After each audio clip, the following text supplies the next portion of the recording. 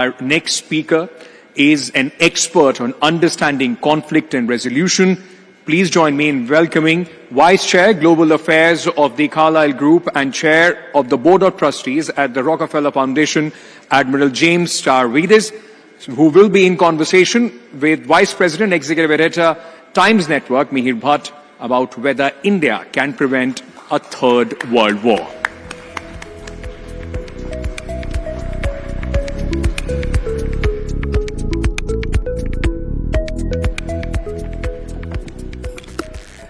Thank you, everyone. Welcome, James, to this very interesting session. But before I engage Admiral James in this conversation, let me give you a bit of a background. He has written a very interesting book about the Third World War. It's called 2034. And surprisingly, it has a very prominent role for India mentioned in the book. So we thought this is a good opportunity to get Admiral James here, straight from US, live and exclusive, and get his perspective about why he thinks that India will be in a position to influence the course of the Third World War. Admiral James, thank you so much for joining us, and it's a pleasure having you at India's largest economic event, India Economic Conclave. My first question to you, Admiral, you have in your book very extensively spoken about India and the role that India will play in the Third World War. But I want to start with the current situation, and that is the war that is currently raging in Ukraine, where we have heard this word, Third World War time and again. India has taken a stance which many people in West are finding slightly contradictory to what ideally a democracy should be doing.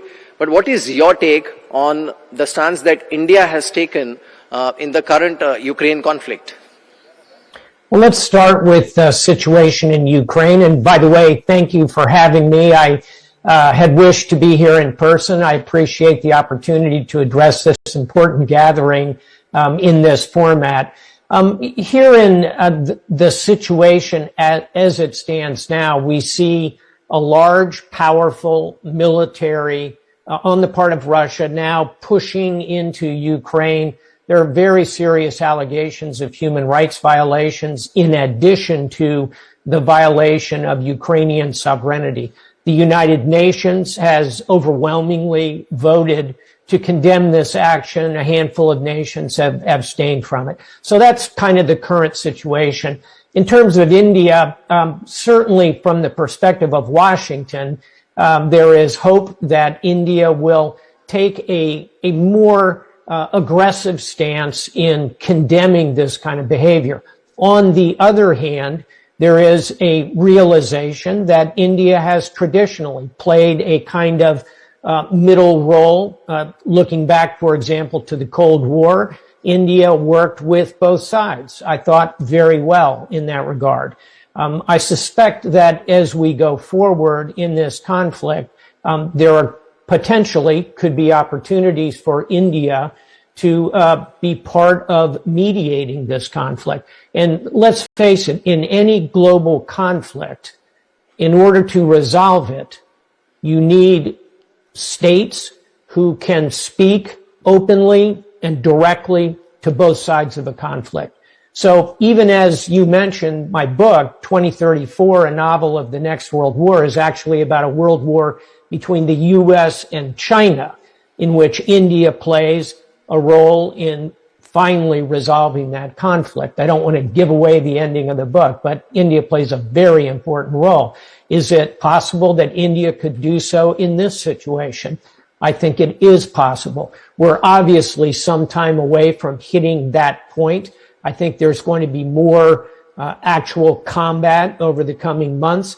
But as both sides become more and more exhausted and see that there is no exit available, I think a very interesting step would be for the world's largest democracy, India, to step in and speak both to Moscow and Washington and offer its good offices potentially for some level of mediation.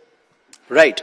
So are you essentially saying that somewhere West and especially US and UK are not playing the role that ideally they should be playing in a conflict like this, and maybe just trying to keep it alive. And countries like India are taking an independent stance, which is not necessarily working well for the West.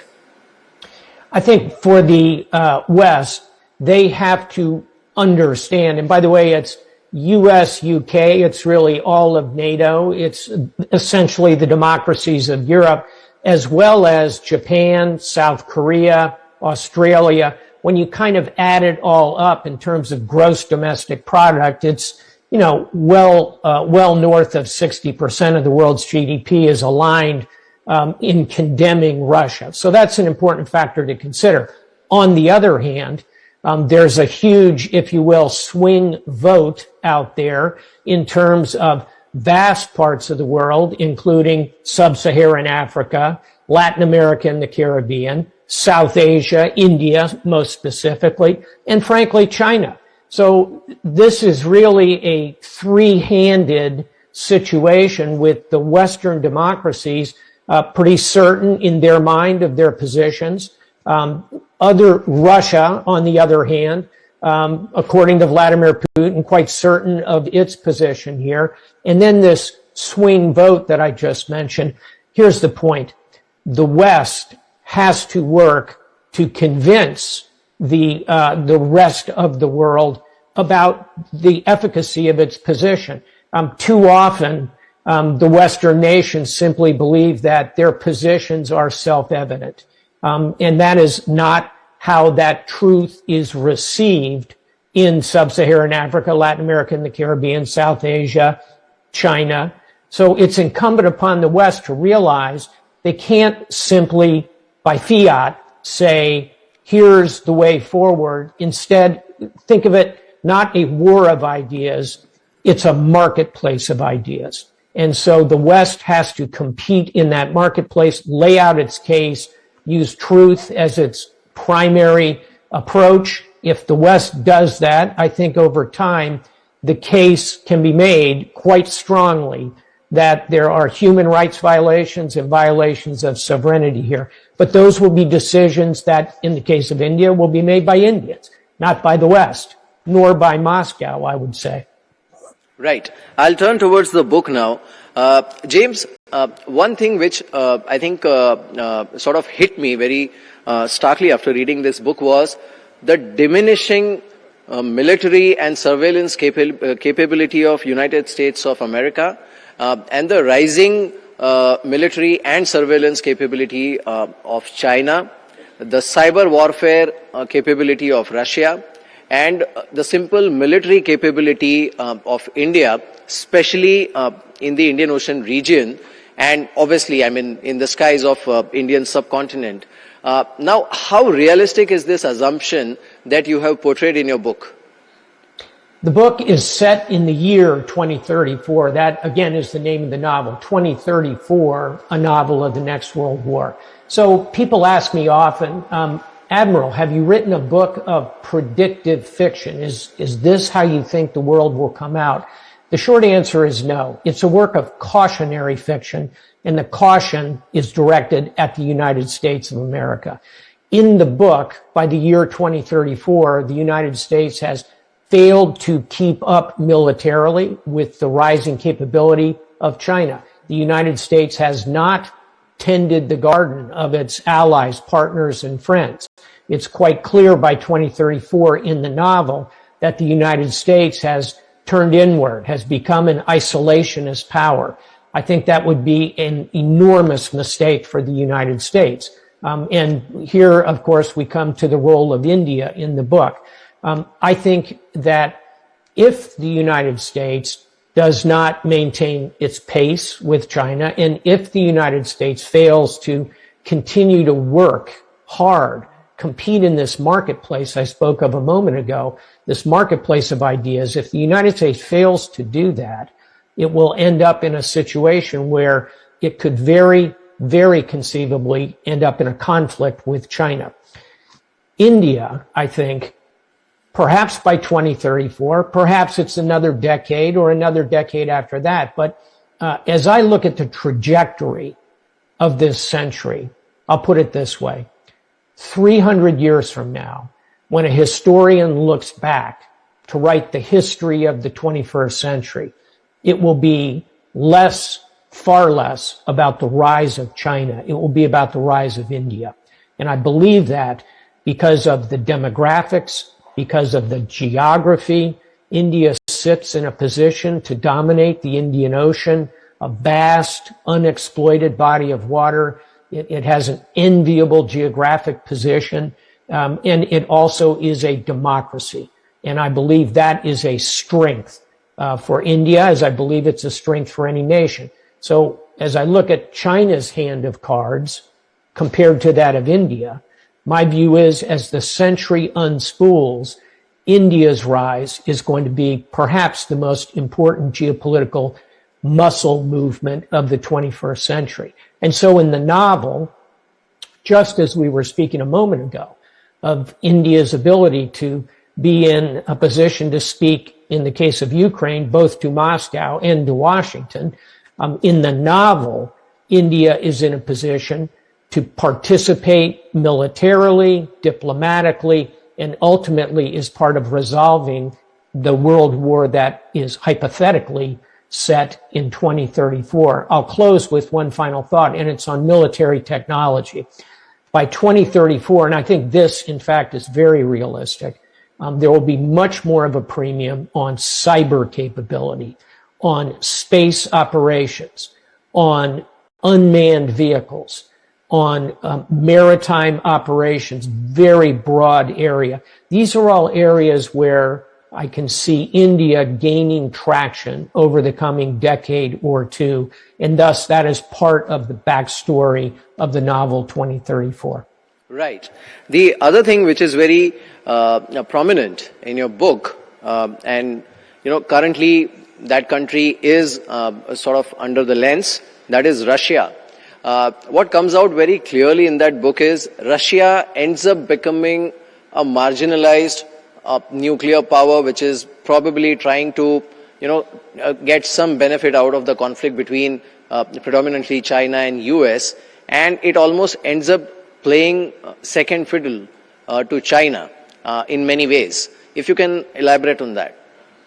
I think, unfortunately for Moscow, I think that is a pretty realistic prediction. As you look at demographics, an enormous strength for India, it's an enormous weakness for Moscow. Population is only 150 million and actually in decline.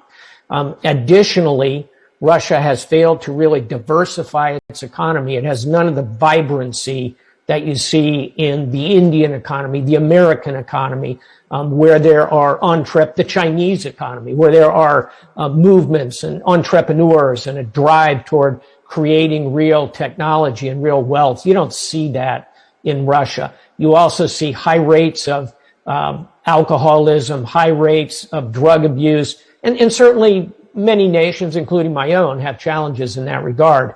But when you look at where Russia is in terms of its population in particular, it's not a democracy. That ultimately, I believe, is a weakness for states. And it has this vast land area, but it does not have the economy to go with it. And therefore, if you're in Beijing and you look north, what do you see?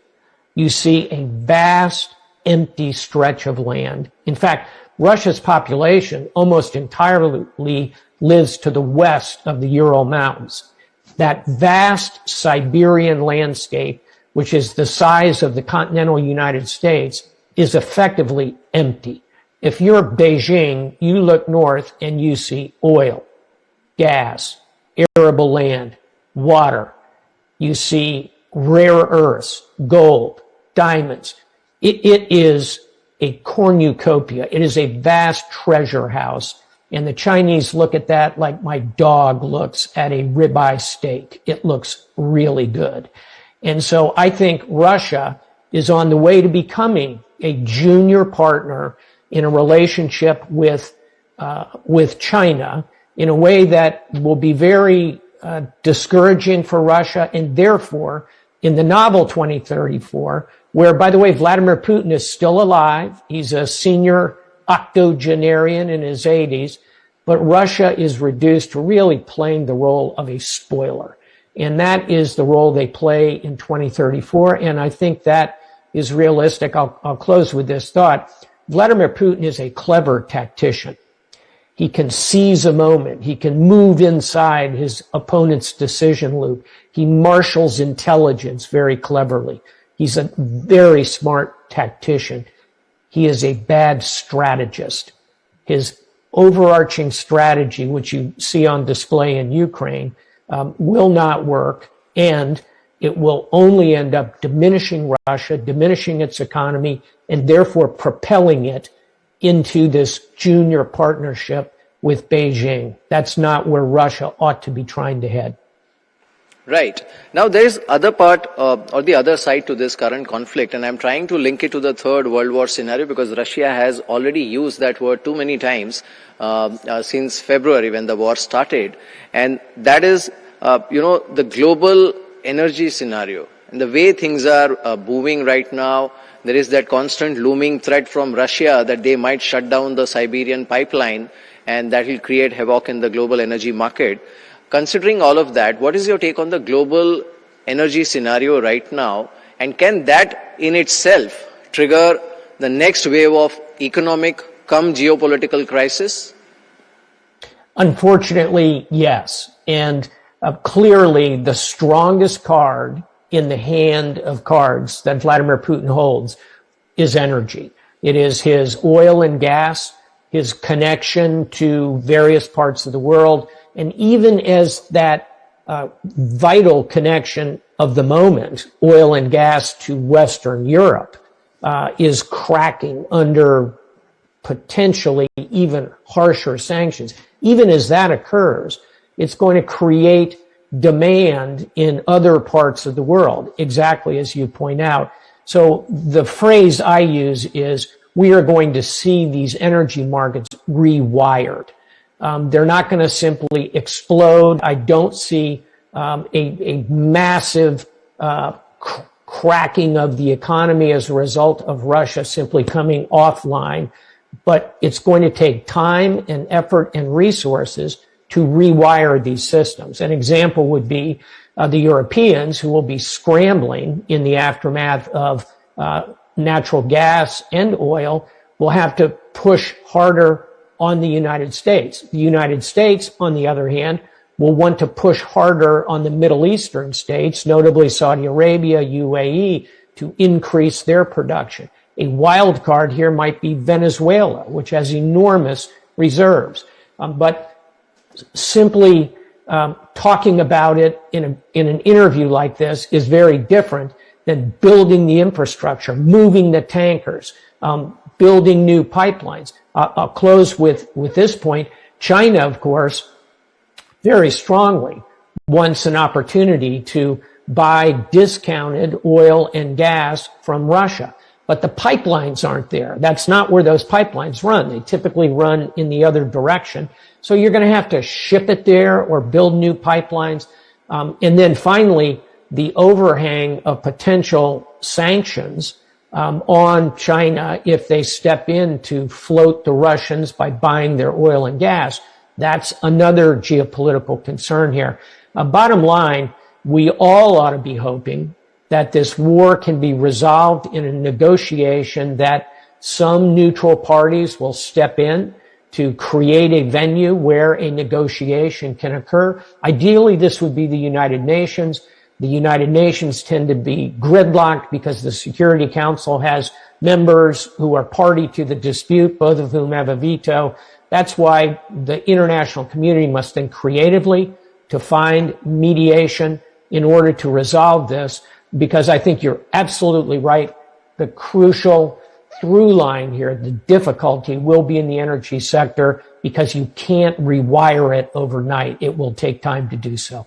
Right. So are we looking at a much deflated outlook on the economic growth front for this year and maybe next year as well, global economic outlook? I think, unfortunately, the growing consensus, and you see outlying views to this, but as all of us are looking at the geopolitics of this conflict. It appears to be stretching into the future. There appears to be no quit, if you will, in Vladimir Putin. He's going to continue to force troops. He's brought a new general in. He's going to have an easier set of logistics to deal with now that he's focused on the southeast of Ukraine, not trying to take over the entire country. So Putin, I think, will continue this for some time. I think President Zelensky has shown us that he has no quit in him, and the center of gravity of this conflict increasingly is the will and the resistance of the Ukrainians. And on the part of the West, you are continuing to see more weapons systems, heavier weapons systems put in the hands of the Ukrainians. So when I put all that together, I look at a conflict that stretches into the future. We talked about impact on energy, oil and gas. The other obvious, enormous impact is on food and food security. Ukraine and Russia combined produce 40% of the world's wheat in a normal year. Right. Also enormous levels of fertilizer. If those are removed from the markets, in the case of sanctions on the part of Russia, and in the case that the Ukrainian economy has cratered and is cracked and is going to have at least a 50% collapse in GDP, making all of that difficult to move. I think that, yes, we ought to worry about energy. That is going to take time to rewire. The tactical challenge is going to be food and fertilizer, and that could have very significant impact, notably in North Africa, the Middle East, and parts of sub-Saharan Africa, which rely on that wheat flowing across the Mediterranean Sea.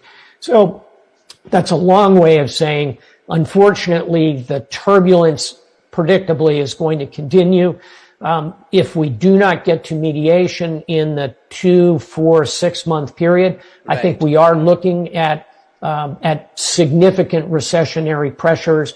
And then finally, unfortunately, as supplies diminish, what happens?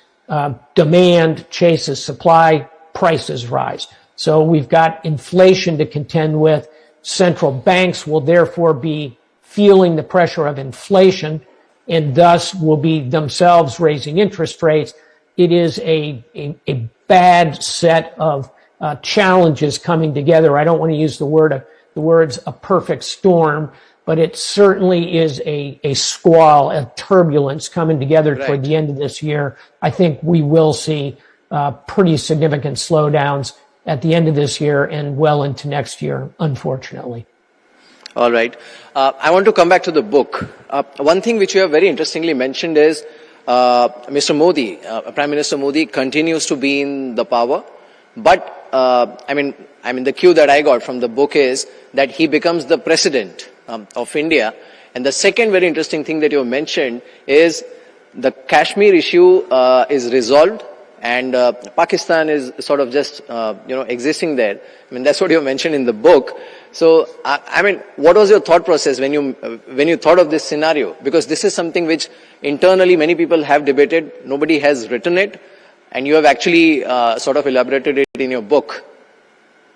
Well, let's begin by reminding the audience that this is a novel. It's fiction. And as a novelist, when you put a plot together and you want to set up a certain outcome, occasionally you have to have some pieces of the narrative that have changed. Again, this is not predictive fiction at all, but my central thesis, where we began our conversation, is really about the importance of India in the 21st century. And so to put that piece in play, it was necessary to have a stable India, an India that is not constantly worried about, appropriately at the moment, about conflict with Pakistan. So the novel kind of puts that aside in order to put India in the position that I think it will ascend to over the course of the century. Whether Mr. Modi is part of that or not are decisions for Indians to make, not for American admirals or American novelists. So I'll leave that to the Indian audience. I will say this, in the novel, in the United States, where I think I am qualified to speak about, the President of the United States is not only a woman, which is not particularly surprising. Of course, your own nation has been led by a woman, pioneering in that regard, by the way. But what is interesting, in my view, is that she is neither a Republican nor a Democrat. In the novel, by 2034, the political parties in the United States have really lost their grip on power. And the United States is moving toward more of a parliamentary type situation with multiple political parties. So the point of all this is to say, internal politics will change. They are much harder to predict than geopolitics, I think. In the case of the United States, there are some changes. In the case of India's political future, I'll leave that in the capable hands of Indians to discuss. Right. I'll take one last question from you, James. You did mention that 300 years from now, when the history is written, it will be about rise of India and not rise of China. If you can just sum up this session by giving us few details of why you think so and why it makes sense. Yeah, let's start with China's situation. And I think we talked a moment ago about demographics. China has very, very challenging demographics. An aging population because of the one-child policy for many years. They're having difficulty kind of restarting production, if you will, in terms of their population. That decline ought to concern them. They also have a very frothy real estate market. They have challenges in terms of producing agricultural products. They have no oil and gas. They have limited access to the sea compared to, for example, India. So China does not have as strong a hand of cards over the long term as many people believe. On the other hand, India has very strong demographics. It has a democratic tradition, is a democracy. And above all, it enjoys significant geographic advantage. It has a vibrant culture. As I look at the two nations, I think that the story of this century will be the rise of India. And in that case, the portion of the book that talks about India's role balancing between Beijing and Washington, I think is not unrealistic at all. Nor, in my view, is it unrealistic in our current circumstances as well. So bottom line, democracy. Don't bet against it. We're in a time when there's a lot of speaking about authoritarian nations like China and Russia. I would not bet against democracy. And I will say this, that as an American who comes from a nation, relatively small compared to India in terms of population, but as a democracy, I salute India as the world's largest democracy. And I think that is the heart of the strength of your nation. Well, Admiral James, thank you so much for joining us. I hope everything that you mentioned in your book, 2034, the next World War, doesn't come true. But at least the positive part of the role that India will play on global stage comes true, definitely. Thank you so much, Admiral James. It was a pleasure having you at the India Economic Conclave. My pleasure. Thank you very much for an excellent interview. All the best. Thank you. Thank you, Admiral James. Thank you so much, gentlemen. That was an engaging conversation. Before we move on, we'd just like to remind you once again, we have a big global exclusive that we are bringing to you here on the India Economic Conclave. UK Prime Minister Boris Johnson, an exclusive conversation with Times Now's Rahul Shivshankar.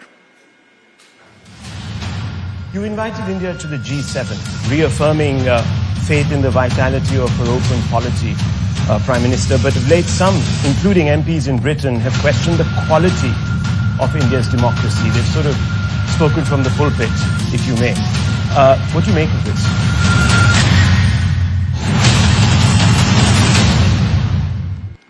Well, that conversation coming up at 7:30 p.m. and like they say in our TV world, stay tuned. But India is expected to record the highest growth rate among large economies of the world. But with the given geopolitical situation around the globe, India is also caught in a challenging dilemma.